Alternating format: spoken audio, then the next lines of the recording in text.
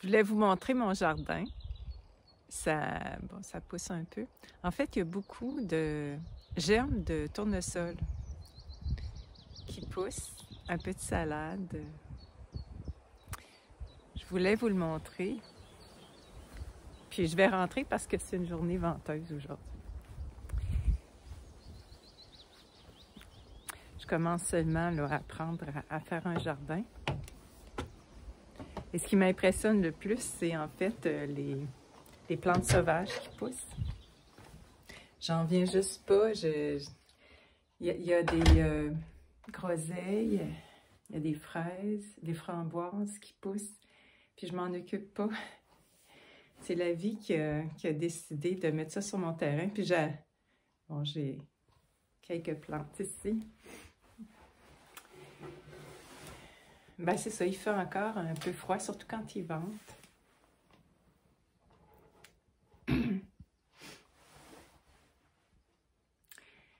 Dans cette vidéo, je vais répondre à une question qui m'a été posée suite à ma vidéo précédente, qui est quand on sait que c'est une main qui bouge les pions, qu'est-ce qu'on fait avec cette main-là? Est-ce qu'on la laisse faire? Est-ce qu'on la laisse prendre tous nos espoirs? Et puis qu'on abandonne, dans le fond, nos espoirs au profit de cette main-là. Et je suis sûre que chacun d'entre vous, vous avez une réponse à cette question-là, votre propre réponse. Puis je vais partager ma réflexion au sujet de ça.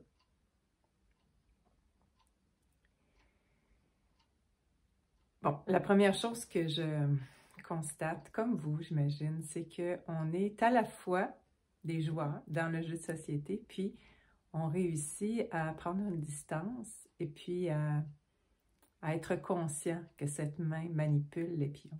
Et c'est ça qui rend les choses difficiles, d'être à la fois dans le jeu puis conscient de comment ça marche. Ça crée en nous peut-être même plus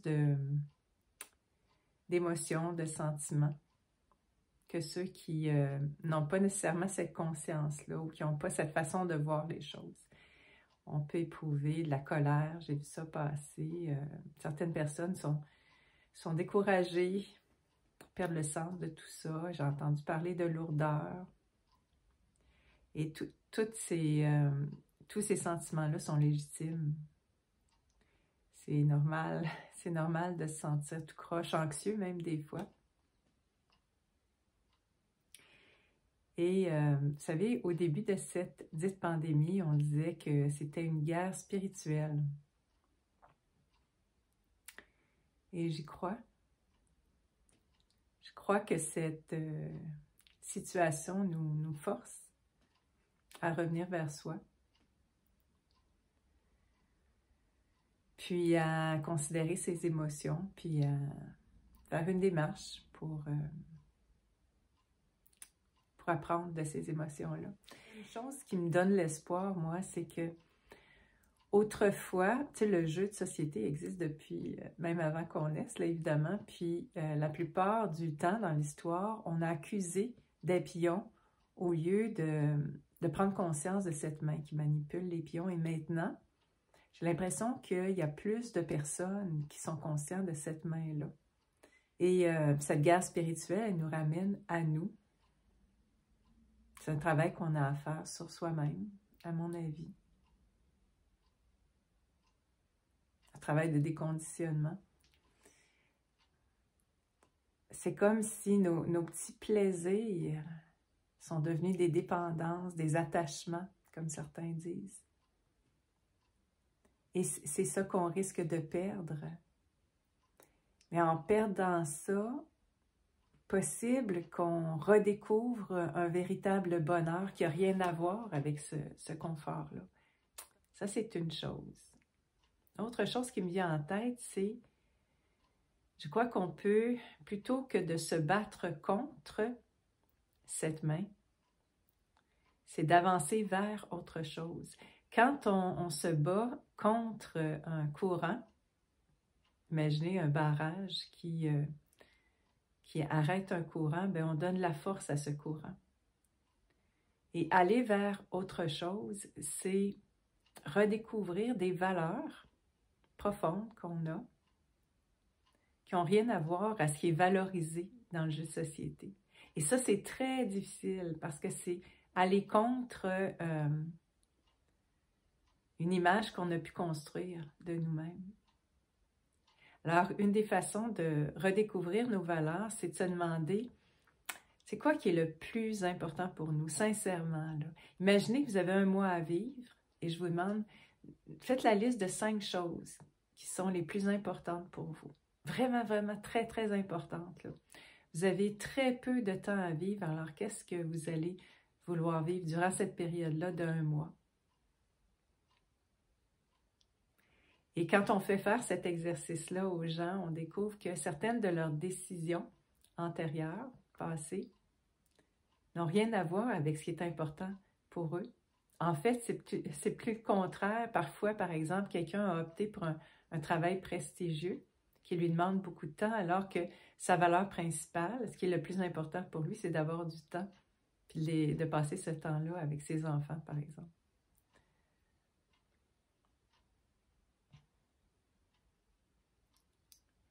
Aller vers autre chose, c'est créer une nouvelle façon d'être soi-même, puis d'être ensemble. En allant vers l'autre et puis en tendant la main, en lui disant « Qu'est-ce que je peux t'offrir?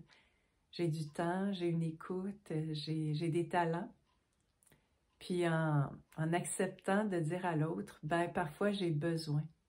J'ai besoin d'une autre personne. J'ai besoin d'une écoute, de main pour m'aider à faire des choses dans ma vie. J'ai besoin qu'on m'accompagne à quelque part. » C'est sortir de l'individualisme parce que ça, c'est une valeur qu'on prône dans le jeu de société et qui fait qu'on est séparé des autres. Et ce qui va se développer à côté de l'autodestruction du jeu, parce que ce jeu, il vise l'autodestruction. Il vise son propre échec. Ce qui va se développer à côté de ça, c'est des gens qui sont en relation informelle les uns avec les autres. Ça prend du temps aussi. Et quand je dis ça prend du temps, c'est que ça peut être long à faire. Cette démarche personnelle, elle est longue, mais ça prend aussi du temps, un temps d'arrêt pour prendre du recul, réfléchir, revenir vers soi. C'est prendre conscience de comment ils s'y prennent, même si je m'intéresse beaucoup plus à la vie. D'ailleurs, je repensais à des gens dans l'histoire qui ont tenu le coup grâce à leur foi. Ils traversaient des guerres, des situations si critiques que celles qu'on vit, sinon plus. Et puis leur foi leur permettait de continuer.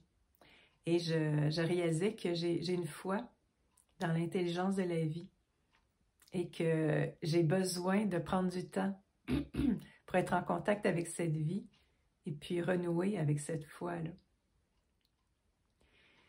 Et ça, c'est le plus important pour moi. Mais ça m'aide aussi quand je comprends comment la main s'y prend. Je réalise que j'ai été portée, comme je le disais dans la dernière vidéo, que je peux être portée à détester un pion, un simple pion.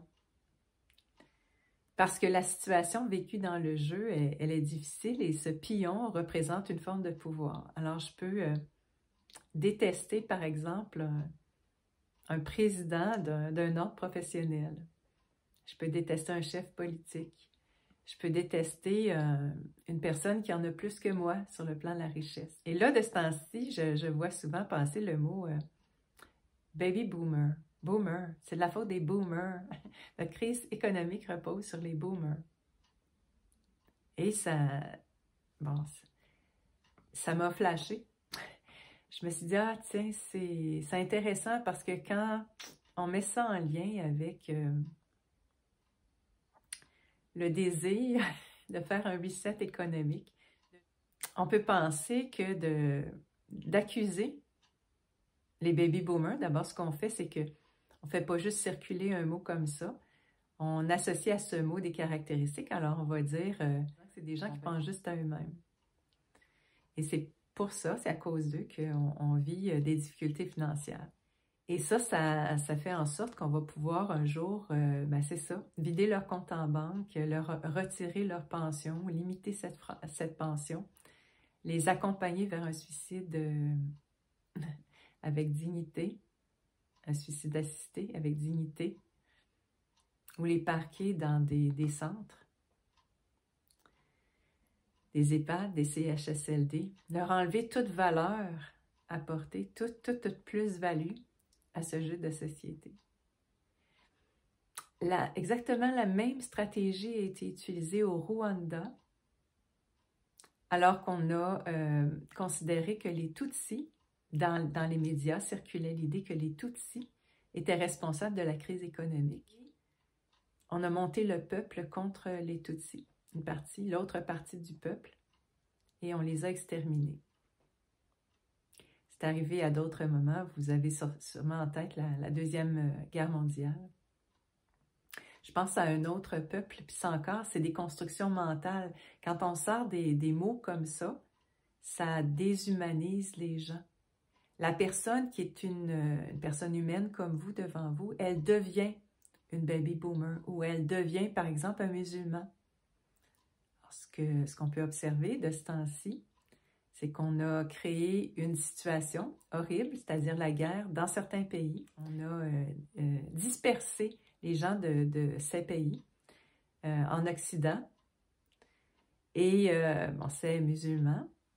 On a fait circuler dans les médias des actes de violence qui sont associés à ces gens-là. On a fait circuler le fait qu'il y avait des privilèges. On a fait circuler des images où ils priaient au milieu de la rue, alors qu'au Canada, par exemple, on nous enlevait les crucifix dans les salles municipales. Alors, on a provoqué une colère contre ce peuple-là. Et c'est intéressant parce que quand on regarde un peu des publications antérieures, on voit que certaines personnes ont dit que la Troisième Guerre mondiale allait être contre les musulmans. Alors, il y a deux choses. Il y a nos sentiments à l'égard de ces personnes qui ont un titre dans le jeu de société, musulmans, baby boomers, tutsis, etc. Les sentiments qu'on peut éprouver et qui ont été alimentés par les médias, par les informations. On a ça qu'on vit, puis on a cette capacité de prendre une distance, puis d'observer, de constater la manière dont cette main s'y est prise pour créer la division et éventuellement les guerres civiles, les guerres mondiales. C'est tellement pas facile.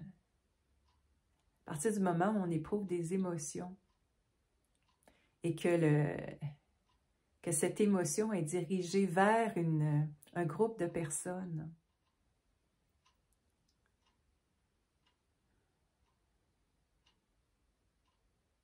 je ne sais pas où est-ce que vous en êtes, je ne sais pas si vous voyez les choses de la même façon que moi, je ne sais pas si vos sentiments actuels vous empêchent de voir les pions, la main, de discerner les choses. Je ne sais pas si vous vous retrouvez avec cette peur, un peu comme les gens qui avaient peur du virus et qui avaient du mal à raisonner, à penser par eux-mêmes. Je ne sais pas où vous en êtes, mais l'espoir que j'ai, c'est de constater qu'on est de plus en plus nombreux à voir ça, à comprendre, puis à gérer, je dirais, notre vécu intérieur pour retrouver notre calme, notre sérénité.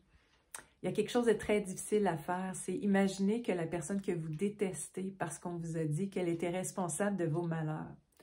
Imaginez que vous vous assoyez avec elle en dehors de son personnage et du vôtre, en dehors du jeu, loin de cette main, et que vous l'écoutez parler de ses enfants qu'elle aime, et que vous lui partagez que vous aussi, vous avez des enfants et vous les aimez. Imaginez que c'est possible de s'asseoir avec ces personnes-là, ces gens-là, et de prendre conscience qu'ils ont une capacité d'aimer et qu'ils veulent être aimés aussi, comme vous, comme nous. C'est le grand défi. C'est énorme parce que la propagande est tellement forte, tellement présente, omniprésente. On fait tout pour nous faire croire que ces gens-là ne sont pas humains, qu'ils sont psychopathes, qu'ils sont détestables, qu'ils sont égoïstes. Plutôt que de détester cette main. Puis même détester cette main, je crois qu'il y a mieux à faire. On peut avoir pitié de ces gens-là qui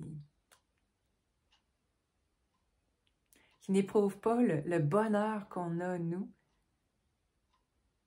à faire des choses simples, à être en relation, à rire avec des gens qu'on aime, à faire un repas, à partager un repas, à faire du jardinage, à faire ce qui vous rend heureux dans le fond.